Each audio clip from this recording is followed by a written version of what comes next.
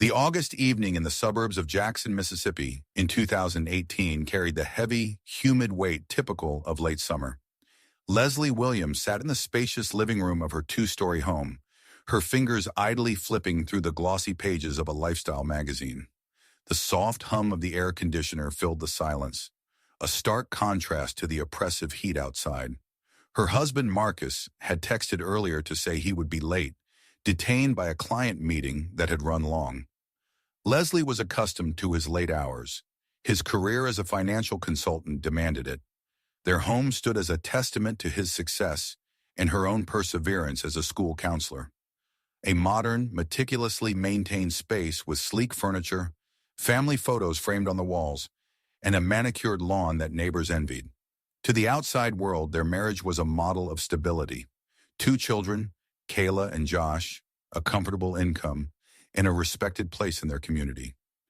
Yet that evening, a crack began to form in the polished facade of their life. Leslie had been restless, her mind wandering as she waited for Marcus. The magazine failed to hold her attention, and she set it aside, her gaze drifting to the darkened windows reflecting the warm glow of the living room lamps. She decided to tidy up, a habit that grounded her when unease crept in.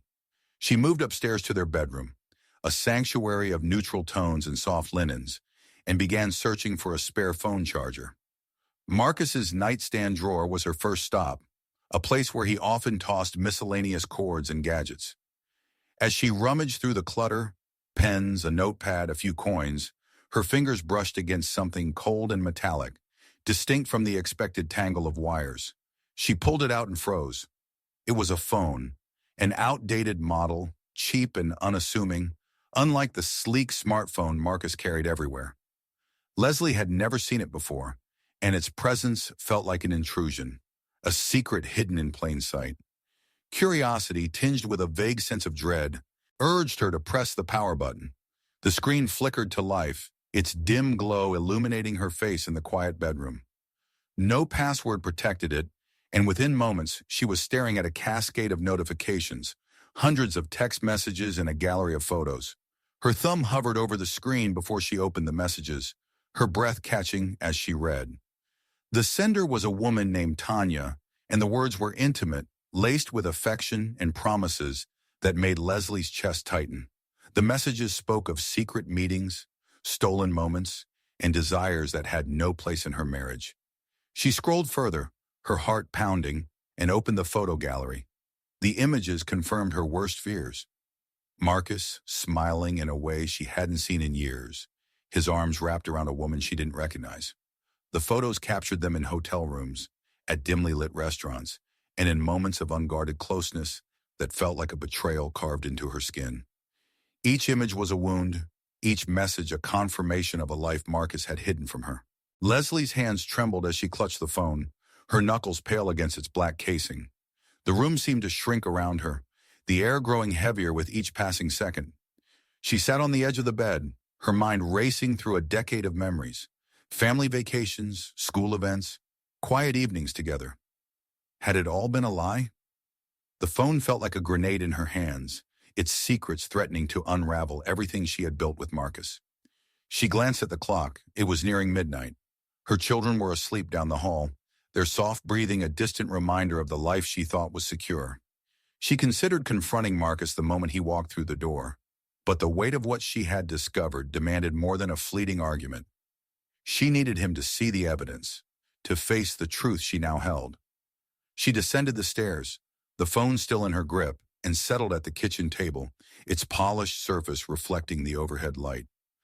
The magazine lay forgotten on the couch, its bright cover a mockery of the normalcy she had felt just hours ago. She waited, the minutes stretching into an eternity, each tick of the clock amplifying her anger and hurt. The phone sat before her, a silent accusation, its screen dark but its contents burning in her mind. She imagined Marcus's face when he saw it, the excuses he might offer, the lies he might spin. Her fingers traced the edge of the table, her nails digging into the wood as she rehearsed what she would say. She would demand answers, threaten divorce, and expose his betrayal to their friends, his colleagues, even his clients. The thought of his carefully curated reputation crumbling gave her a fleeting sense of power amidst the pain. When the front door finally opened, Marcus stepped inside, his briefcase in one hand, his tie loosened from a long day. His face carried the familiar weariness of late nights at the office, and he offered a tired smile, unaware of the storm awaiting him. Leslie rose from her chair, her movements deliberate, and placed the phone on the table with a force that made it clatter against the wood. Her eyes locked onto his, her expression a mixture of rage and heartbreak. She unleashed her fury, her voice trembling as she accused him of betrayal, her words sharp and unrelenting. She spoke of divorce, of telling everyone who would listen, of tearing down the life he had built on lies. Marcus stood motionless, his face hardening with each accusation, his eyes flickering between the phone and his wife. He opened his mouth perhaps to explain or deflect, but Leslie's anger drowned out any attempt at defense. She turned away, her footsteps heavy as she stormed upstairs, the slam of the bedroom door echoing through the house. Marcus remained in the kitchen, alone with the phone and the weight of her threats, the silence around him deafening. Marcus remained awake, the weight of the night pressing against him like the humid Mississippi air. He sat motionless in the darkened living room, the only light coming from a faint street lamp filtering through the blinds, casting slatted shadows across the hardwood floor. The second phone, that damning relic of his betrayal, lay on the coffee table before him, its black casing absorbing the dim glow like a void. To Marcus, it was no mere device but a ticking bomb, each message and photo within it a fragment of shrapnel poised to shred his carefully constructed life. His reputation as a trusted financial consultant, his thriving business, the stability he provided for his children, Kayla and Josh, all of it teetered on the edge of collapse. Leslie's threats echoed in his mind, her voice sharp and unyielding, promising to expose him to friends, colleagues, and clients. She was not a woman to make idle threats. Her resolve was as unshakable as the oak dining table where she had confronted him. Marcus knew that if she followed through, the fallout would be catastrophic, unraveling everything he had worked for over the past decade. He shifted in the armchair, his fingers tracing the worn leather armrests, seeking some anchor in the chaos of his thoughts. The house was silent, save for the occasional creak of the settling foundation and the distant hum of the refrigerator. His eyes darted to the phone again, its presence a constant accusation. He considered destroying it, smashing it with a hammer, burning it, tossing it into the Pearl River. But each option carried risks.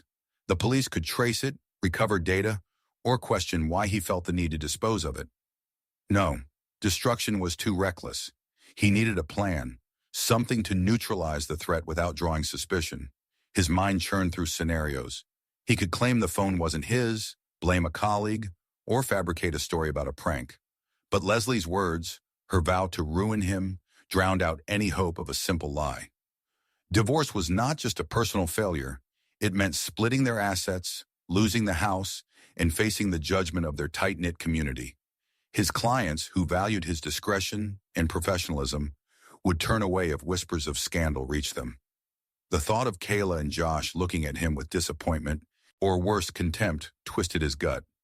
As the clock on the mantel ticked past 3 a.m, Marcus stood, his movements slow and deliberate, as if any sudden action might shatter the fragile calm he clung to. He ascended the stairs, each step creaking under his weight, the sound amplified in the stillness of the night. He paused at the bedroom door, his hand resting on the cool brass knob. Inside, Leslie slept, her form outlined beneath the thin summer sheets. The moonlight streaming through a gap in the curtains illuminated her face, still etched with the remnants of her earlier anger. Her brow slightly furrowed, her lips set in a tight line. Marcus stood over her, watching the rise and fall of her chest, her breathing steady and deep. For a moment he saw the woman he had married, the one who had laughed with him at their children's school plays, who had danced with him at their 10th anniversary party. But that image was quickly overtaken by the memory of her rage, her accusations, her promise to dismantle his life. His gaze fell to the pillow beside her, its soft cotton casing innocuous in the dim light. A thought, unbidden and dark, took root in his mind. It was not a plan, not yet, but a desperate impulse born of fear and self-preservation. If Leslie were gone, the threat would vanish with her. No divorce, no public humiliation, no loss of everything he held dear. His hands moved almost of their own accord, grasping the pillow, its weight surprisingly heavy in his trembling fingers. He hesitated, his breath shallow, his heart pounding so loudly he feared it might wake her. But the image of his life in ruins pushed him forward. He pressed the pillow against Leslie's face, his arms steady despite the storm in his chest. She did not stir.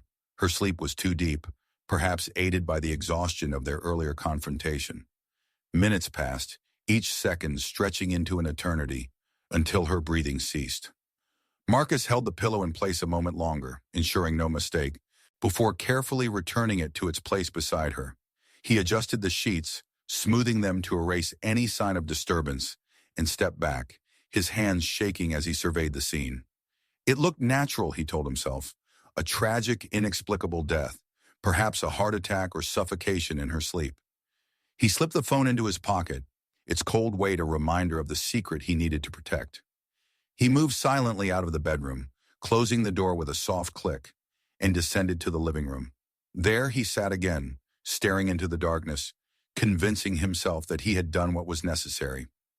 The plan was simple. He would call for help in the morning, feign panic, and let the authorities draw their own conclusions. He rehearsed the story in his mind. Leslie had been stressed, perhaps unwell, and he had found her unresponsive.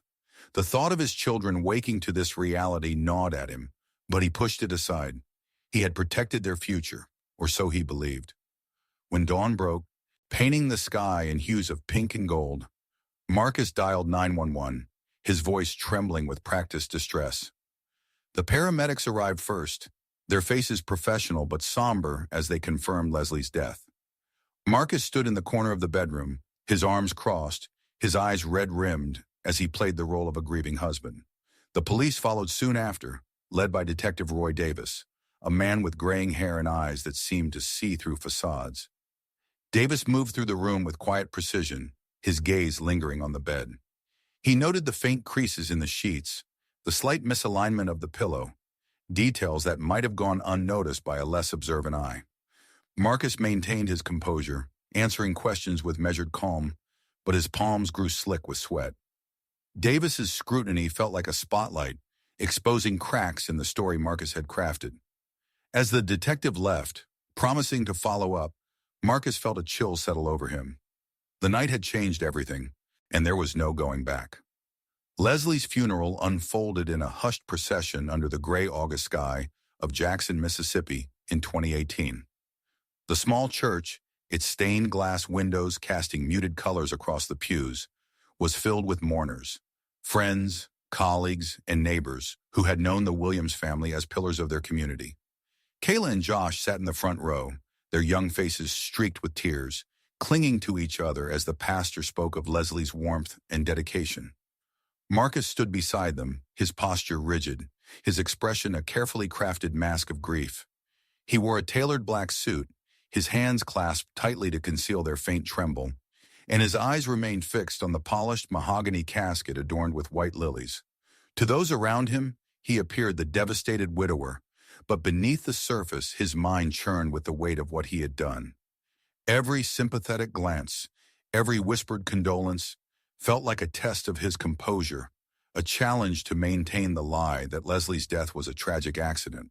Detective Roy Davis attended the funeral, standing at the back of the church, his presence unobtrusive but unmistakable.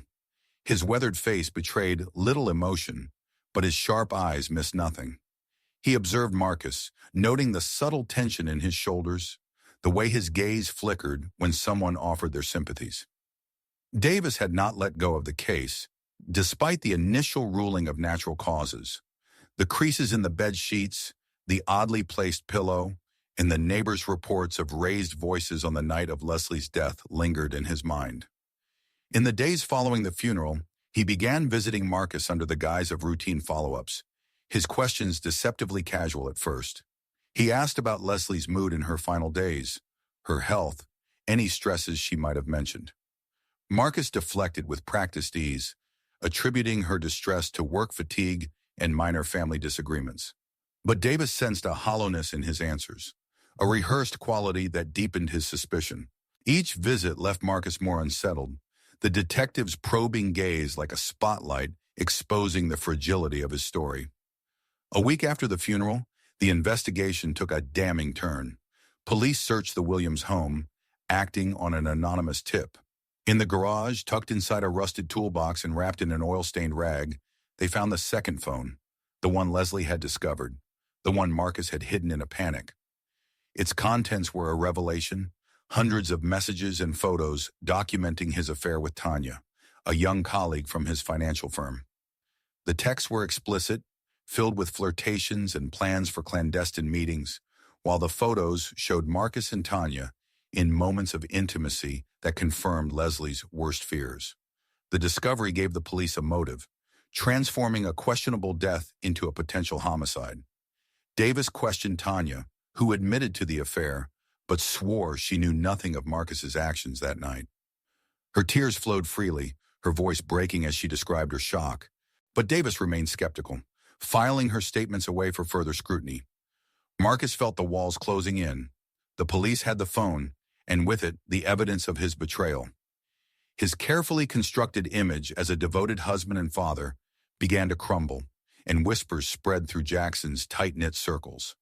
Clients canceled meetings, their trust in him shaken by rumors of scandal. At home, the atmosphere grew heavier. Kayla withdrew into silence, her eyes avoiding his, while Josh's glances carried a new wariness, as if he sensed something amiss. Marcus tried to maintain normalcy, cooking dinners and asking about their schoolwork, but the children's responses were curt, their grief a barrier he couldn't breach. He told himself it was temporary, that they would heal, but the guilt gnawed at him, a constant reminder of the night he had crossed an irreversible line. The house itself seemed to turn against him. Objects began to shift inexplicably. A book left open on the coffee table when he was certain he had closed it. A drawer in the kitchen slightly ajar when he knew he had shut it tight. One night, as he lay in bed, unable to sleep, he heard faint footsteps echoing from the second floor. The sound was deliberate, a slow tread that sent a chill down his spine. He grabbed a flashlight and climbed the stairs, his heart pounding, but found only empty rooms and silent hallways. The children's doors were closed, their breathing steady in sleep. He checked the windows, the locks, even the attic access, but found no sign of an intruder. He tried to dismiss it as nerves, a trick of his overstressed mind, but the unease lingered. The thought crept in, irrational yet persistent. What if Leslie's presence lingered, her spirit watching, judging? He shook off the idea, chastising himself for such foolishness. But the shadows in the corners of the house seemed darker, more oppressive, as if they held secrets he could not escape. The fear grew with each passing day, seeping into his thoughts like damp rot. He began checking the house obsessively, locking doors twice, peering out windows for signs of someone watching. He avoided the bedroom where Leslie had died, sleeping instead on the couch, the pillow and sheets upstairs a reminder of his crime. The phone, now in police custody, haunted him still. He imagined its messages being dissected, each one a thread pulling his life apart. He wondered who had tipped off the police, who could have known where he hid it. Tanya had no reason to betray him, and the children were too young to suspect. Yet someone had known, someone had guided the police to the exact spot. The uncertainty gnawed at him, feeding a paranoia that made every creak of the house, every glance from a neighbor, feel like an accusation. Marcus clung to his routine, work, home, forced smiles for his children. But the cracks in his lie were widening, and he could feel the truth pressing closer, ready to break through. A month had passed since the funeral, and the oppressive heat of August had given way to the slightly cooler, but still humid, days of September in Jackson, Mississippi, in 2018. Marcus Williams tried to stitch together the remnants of his normal life, but the effort felt like sewing with frayed thread. The house, once a symbol of his success, now felt like a mausoleum, its walls holding the echo of Leslie's absence. His children, Kayla and Josh, had become shadows of their former selves. Kayla, usually vibrant and talkative, had retreated into a near-silent world, her eyes avoiding his as she moved through the house like a ghost. Josh, younger but more perceptive than Marcus had realized, watched his father with a guarded intensity, his gaze carrying a suspicion that cut deeper than any words could. Marcus sensed their alienation, a widening chasm he had no idea how to bridge. He tried to engage them, preparing their favorite meals, asking about their school days, but their responses were monosyllabic, their grief a barrier he could not penetrate. The weight of his secret pressed heavier with each passing day, a constant reminder of the night he had taken Leslie's life to protect his own. His business, too, began to falter. Clients, once loyal, started canceling appointments, their excuses vague, but their tone unmistakable. Whispers of scandal had begun to circulate in Jackson's close-knit community, fueled by the police's discovery of the second phone and its incriminating contents. Marcus's reputation as a trustworthy financial consultant, built over years of meticulous work, was unraveling. He spent long hours at the office, burying himself in spreadsheets and client portfolios, but the numbers blurred before his eyes, his focus eroded by the growing sense that his world was slipping out of his control. He avoided social gatherings, dreading the sidelong glances and hushed conversations that followed him. Each time he left the house, he felt exposed, as if the truth of what he had done was written across his face for all to see. One evening, as the sun dipped below the horizon, casting long shadows across the suburban streets, Marcus returned home exhausted. He dropped his briefcase by the door and flicked on the kitchen light, expecting the familiar emptiness of the house. Instead, he froze, his breath catching in his throat.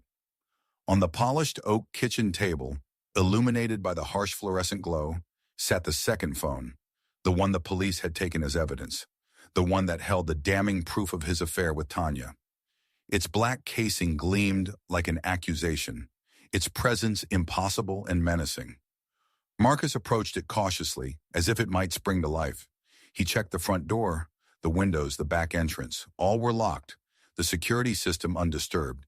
His pulse quickened as he picked up the phone, its weight familiar yet alien in his hand. He pressed the power button, and the screen flickered to life, revealing a single new message. The sender's name was Leslie, and the text read, "You thought I wouldn't find out?" His heart thudded against his ribs, a cold sweat breaking out across his skin. He knew it was impossible. Leslie was gone, her body cold in a casket, but the message pierced through his logic, igniting a primal fear that refused to be reasoned away. Marcus sank into a chair, the phone clutched tightly in his hand, his mind racing to make sense of the impossible.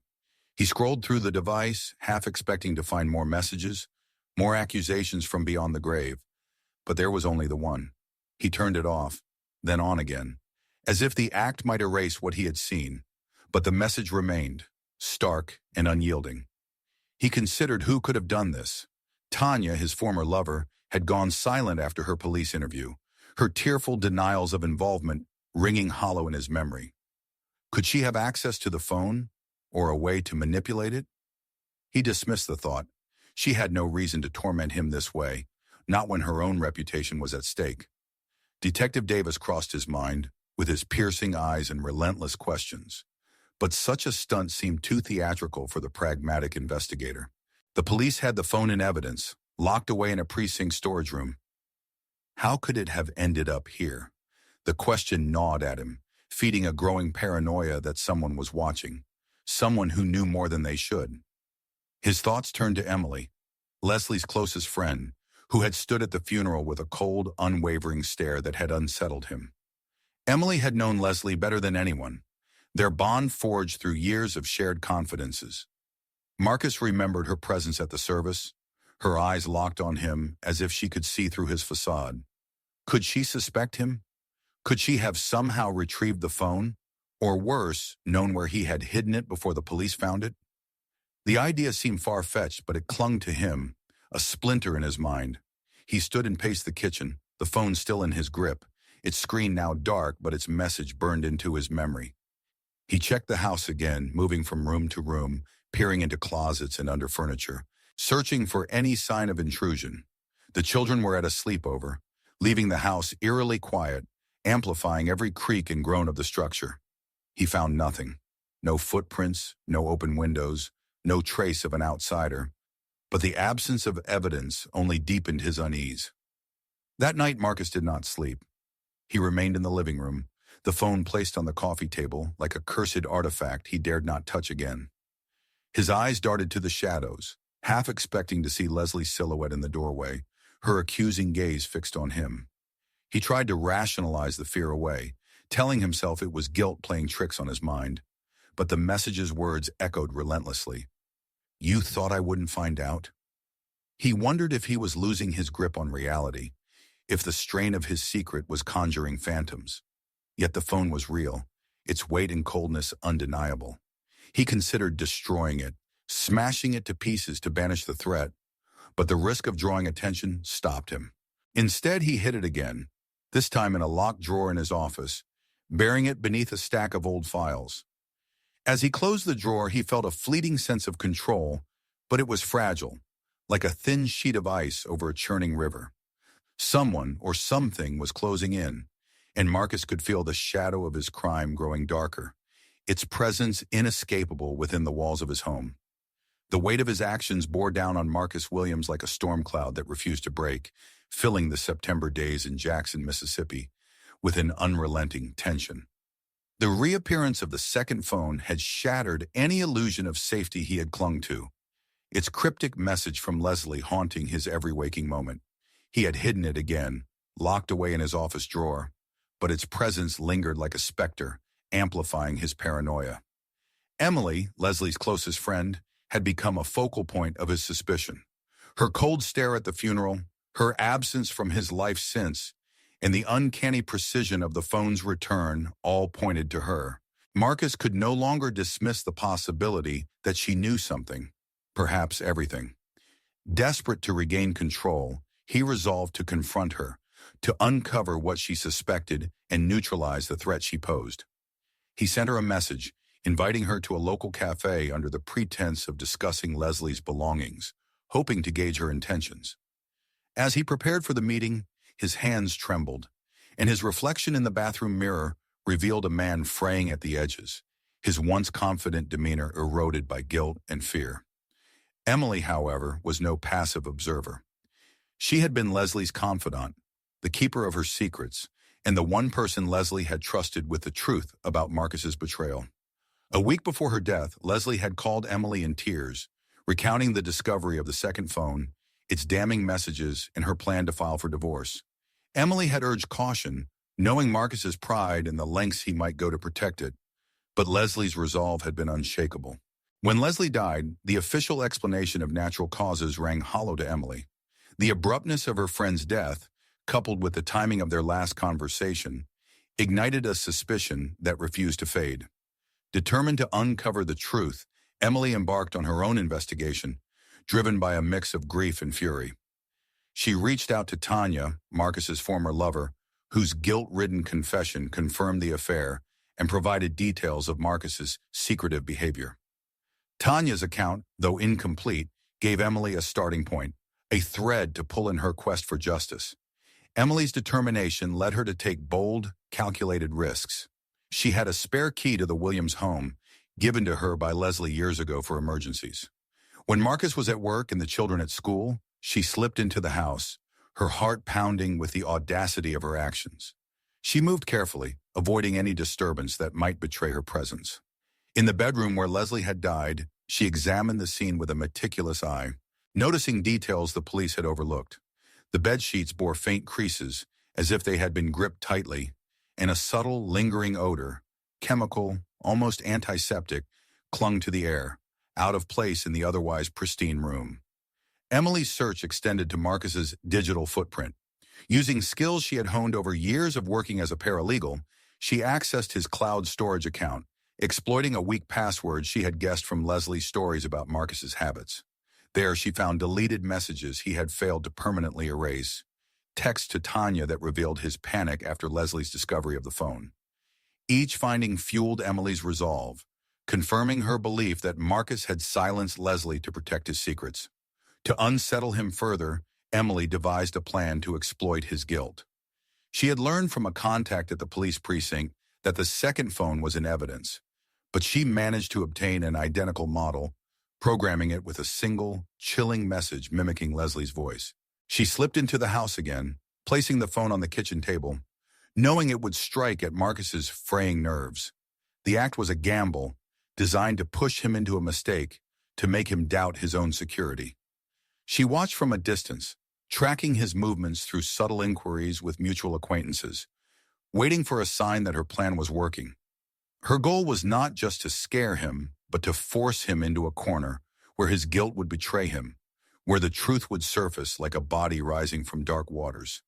When Marcus met Emily at the cafe, he was a man on edge, his usual charm replaced by a strained politeness.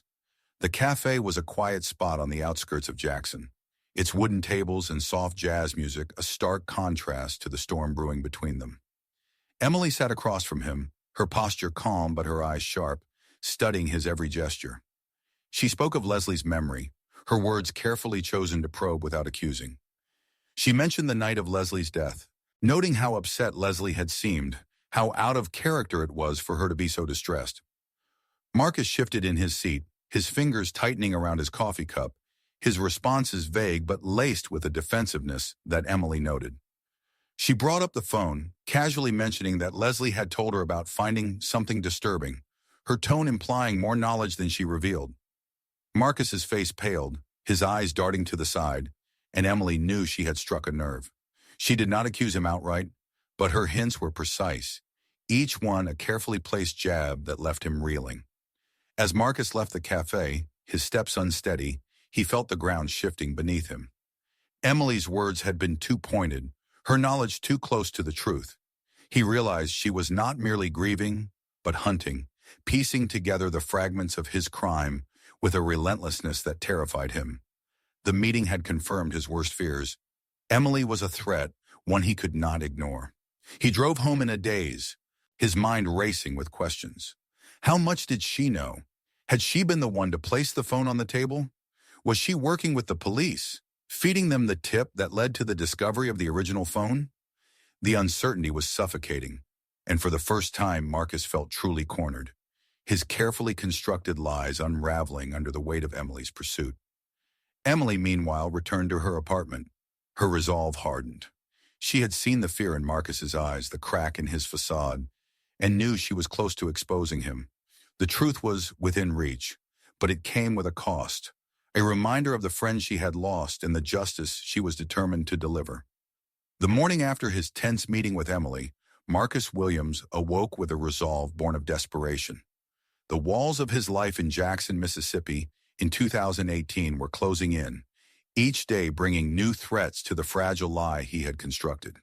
The reappearance of the phone, Emily's probing questions, and the relentless scrutiny of Detective Roy Davis had left him cornered, his options dwindling to a single, reckless act. He decided to rid himself of the phone, the replica Emily had planted, the one that bore Leslie's accusatory message. Its presence in his home was a constant reminder of his vulnerability, a beacon drawing suspicion closer. He chose a place tied to happier times, a secluded park on the outskirts of Jackson, where he and Leslie had once walked hand in hand, their laughter echoing among the ancient oaks. The park was now overgrown, its paths choked with weeds, a forgotten relic of better days. Under the cover of dawn's gray light, Marcus drove there, the phone tucked into a plastic bag in his jacket pocket. He parked near a rusted gate, grabbed a small gardening shovel from his trunk, and ventured into the dense thicket. He chose a spot beneath a gnarled tree, its roots twisting through the earth like veins, and began to dig. The soil was soft, yielding easily to his frantic efforts, and within minutes he had buried the phone deep enough to escape notice. He smoothed the dirt, scattered leaves over the site, and stepped back, his breath ragged, convincing himself that this act would sever the final link to his crime. Unbeknownst to Marcus, Emily had anticipated his desperation. Her campaign to unravel his secrets had made her vigilant, and she had followed him that morning, her car parked discreetly at the park's edge. Hidden behind a cluster of bushes, she recorded his actions with her phone, the camera capturing every movement, the shovel breaking the earth, the hurried burial, the nervous glances over his shoulder. Her heart pounded, not with fear but with a grim satisfaction. She had pushed Marcus to this point, And now she had evidence of his guilt, a tangible act of concealment that would bolster her case. She sent the video to Detective Davis, along with a detailed account of her findings: the creases in the bedsheets, the chemical odor in the bedroom, the recovered messages from Marcus's cloud storage. Her message was methodical, each point a nail in the coffin of Marcus's defense. She included Tanya's confession, which, though incomplete, painted a picture of a man desperate to protect his reputation. Emily knew the police had been circling Marcus, their suspicions fueled by the second phone's discovery, and her evidence would give them the leverage they needed. Davis acted swiftly, summoning Marcus to the precinct that afternoon. The interrogation room was stark, its fluorescent lights casting harsh shadows on the concrete walls. Marcus sat across from Davis, his hands clasped tightly to hide their trembling. The detective laid out the evidence with clinical precision: the video of Marcus bearing the phone, Tanya's statements confirming the affair, forensic analysis revealing Leslie's DNA on the bedsheets, and traces of a sedative in her system that had gone undetected in the initial autopsy. The sedative, Davis explained, could have deepened Leslie's sleep, making her vulnerable. Marcus felt the room shrink, the air growing thick with the weight of his exposure. His defenses crumbled, each piece of evidence a blow he could not counter. In a voice barely above a whisper, he confessed, the words spilling out like a dam breaking. He described the night he pressed the pillow to Leslie's face, the panic that drove him, the moments he waited until her breathing stopped. His confession was devoid of emotion, a recitation of facts that left him hollow, as if the act of admitting his crime had stripped away the last remnants of his humanity. Emily stood outside the precinct as Marcus was led away in handcuffs, his head bowed, his once confident stride reduced to a shuffle. The sight brought her no joy, only a heavy emptiness.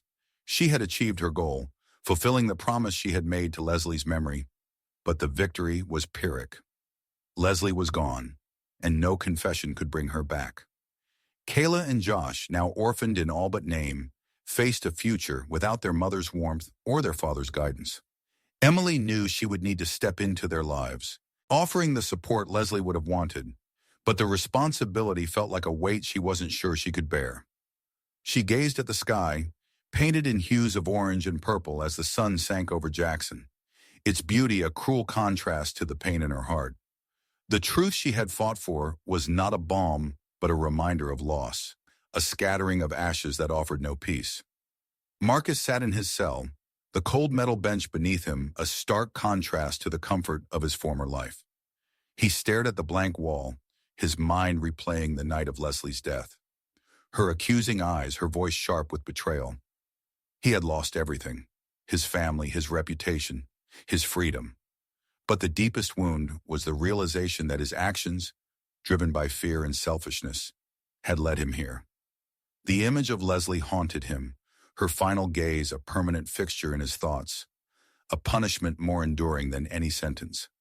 Emily returned to her apartment, her steps heavy with exhaustion. She opened a small wooden box where she kept mementos of her friendship with Leslie. Letters, photos, a bracelet they had bought together at a local fair. She unfolded one letter, its edges worn from years of handling, and read Leslie's words, written in happier times. One line stood out, penned in Leslie's neat script: "If anything happens to me, find the truth." Emily had honored that request, but the cost was steep. Tears fell as she traced the words, her fingers lingering on the paper. She looked out her window at the city, its lights flickering to life as night descended. The world moved on, indifferent to her grief, and Emily wondered what remained when justice was served. The truth, she realized, was not a resolution, but a residue, a scattering of ashes that clung to her soul, a reminder of a friend lost and a life forever altered.